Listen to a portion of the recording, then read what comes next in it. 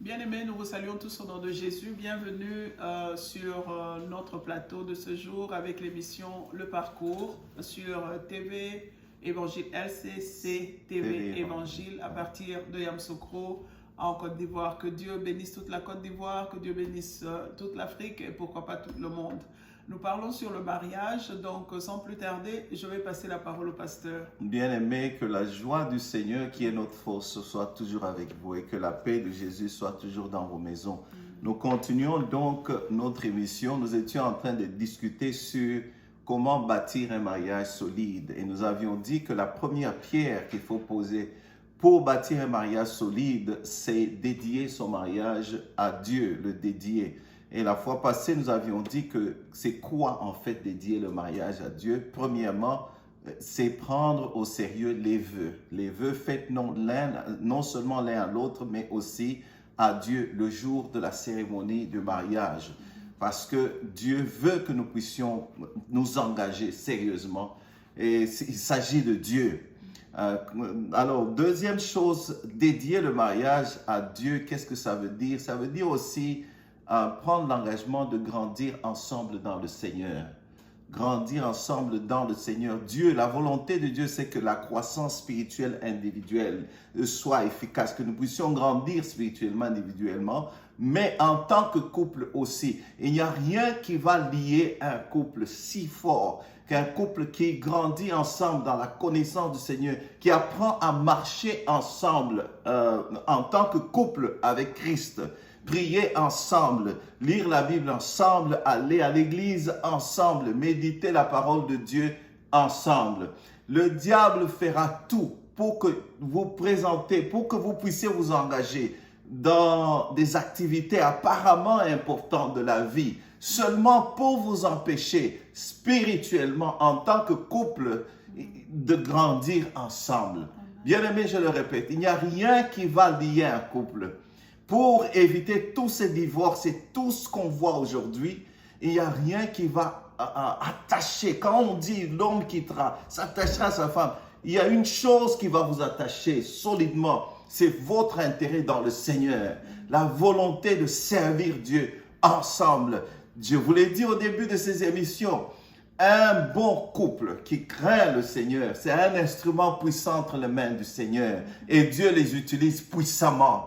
Et parce qu'ils ont le même intérêt pour le Seigneur, le même zèle, les mêmes amours pour Dieu, Dieu les attache. Ils sont ensemble. Nous vous donnons même des conseils dans la vie courante qu'un homme et une femme puissent trouver, j'allais dire en anglais find, puissent trouver des intérêts communs. C'est-à-dire des activités qu'ils peuvent ensemble faire pour... il n'est pas bon que l'homme soit seul, la Bible dit. C'est-à-dire, faites tous vos efforts pour être souvent ensemble. Donc voilà, deuxième chose, dédier son mariage. Premièrement, j'ai dit, prendre au sérieux les vœux faits à Dieu. Non seulement l'un à l'autre, mais à Dieu le jour du mariage. Y compris les vœux de fidélité surtout. Deuxièmement, grandir ensemble dans le Seigneur en tant que couple. Individuellement, bien sûr, mais en tant que couple. Oui, maman. Amen. Dieu a créé la vie de sorte à ce qu'il n'y ait pas de stagnant quelque part. Quand nous regardons la vie de l'être humain, ça commence par un embryon, et puis l'embryon grandit, ça forme un bébé dans le ventre. Et quand le bébé sort, il ne s'arrête pas à cette taille-là. L'enfant mange, l'enfant grandit. C'est là qu'on sent que l'enfant est en bonne santé. Voilà. Alors, toute chose que Dieu a créée, y compris le mariage, doit grandir quelque part. Amen. Alors, quand nous présentons notre mariage à Dieu, soyons des hommes et des femmes de parole.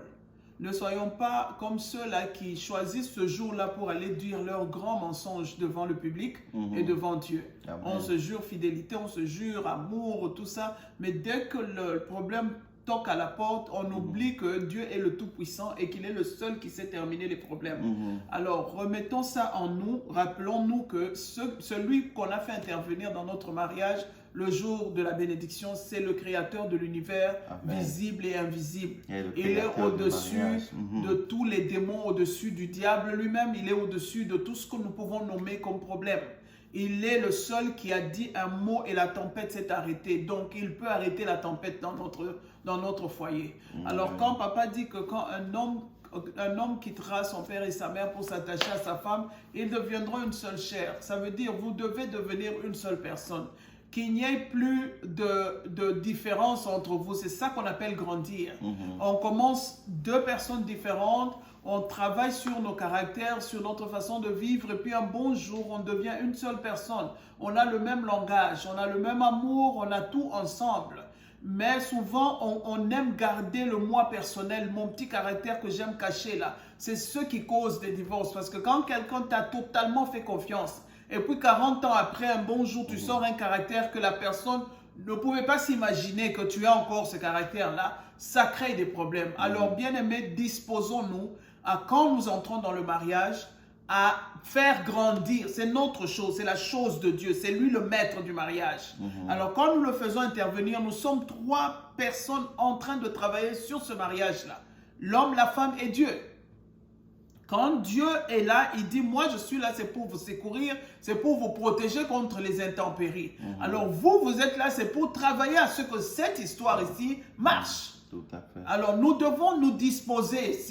Ce n'est pas que nous allons au marché chercher quoi que ce soit. Ce n'est pas un marché.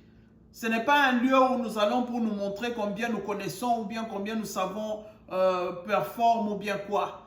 C'est un lieu d'amour. Nous allons pour cultiver l'amour. Si on n'a jamais su ce qu'on appelait l'amour ou bien si on n'est jamais tombé amoureux, c'est dans le mariage qu'on tombe amoureux ou amoureuse. C'est là qu'on apprend à développer l'amour, la charité, le partage, la compassion, la bonté, la bénignité. C'est là qu'on apprend ce qui est bon, ce qui est de Dieu, en fait. C'est là que nous allons. Alors, disposons nos cœurs, bien-aimés. Quand nous entrons dans le mariage, dispose-toi à ce que tu commences à renoncer à ton moi personnel. Tu commences à sacrifier ce qui était apparemment important pour toi, parce que peut-être ce n'est pas ce qui est important pour l'autre. Alors, vous devez travailler ensemble. Disposons nos cœurs. C'est de là que vient toute chose. Quand ton cœur est disposé à ce que la chose marche, ça va marcher.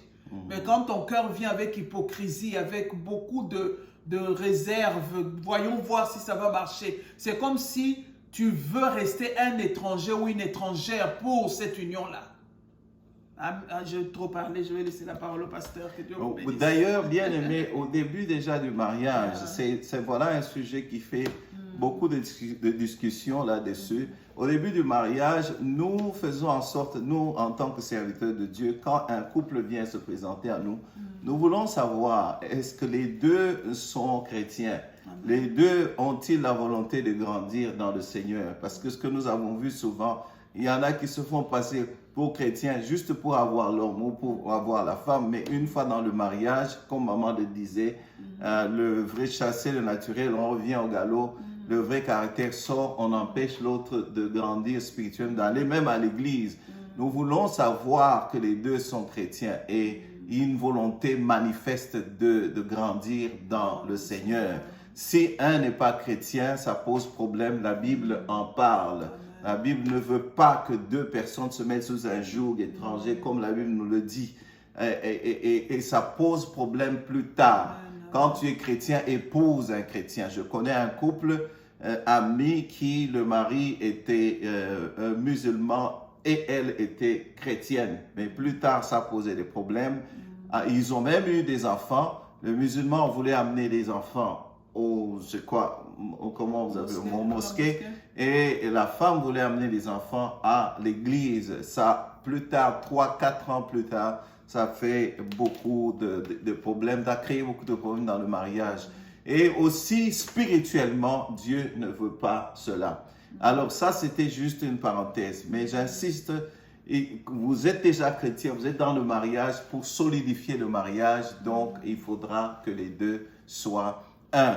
Et un. Ce que je peux aussi ajouter, comme on parle de grandir, nous sommes là aussi, souvent, les plaintes que j'entends, les mamans se plaignent, c'est que quand je grandis, j'ai aussi mes rêves.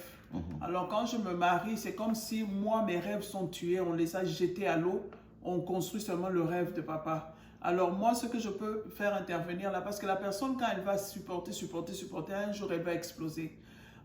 On est là pour construire l'un et l'autre. On a nos rêves, mettons-les ensemble. C'est là que papa a dit, trouver une activité ensemble, créer quelque chose à vous. là où vous deux, vous allez accomplir vos rêves. Il y a des gens qui voulaient être des médecins, il y a des gens qui voulaient être des businessmen ou women. Alors, mettez vos activités ensemble, créez quelque chose qui va, pour ne pas étouffer le rêve d'un ou le rêve de l'autre. Notre temps est là, nous allons nous arrêter là aujourd'hui. Que Dieu vous bénisse. Amen. Que la paix du Seigneur soit toujours avec vous. Amen.